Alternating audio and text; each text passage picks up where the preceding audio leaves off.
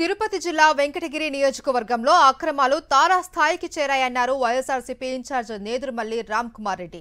No schemes only scams అన్నట్లుగా పాలన సాగుతోందని విమర్శించారు. అనధికార రీచ్లకు ప్రభుత్వం రోడ్లు వేయడం ఏంటి అని ప్రశ్నించారు.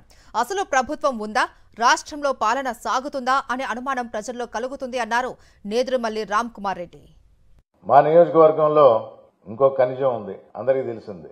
సైదాపురంలో క్వాడ్స్, దాని మీద ఒక సినిమా తీయొచ్చు అనుకుంటారు. శాండ్ ఏ విధంగా అయితే దర్జాగా పట్టపగలే లోడ్ చేసుకొని తీసుకోబోతున్నారో మొత్తం బెంగళూరు తరలిస్తున్నారని కూడా తెలుసు. క్వాడ్స్ కూడా అంతే.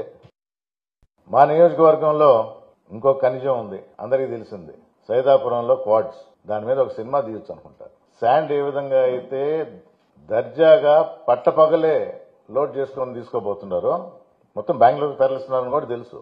క్వాడ్స్ కూడా అంతే.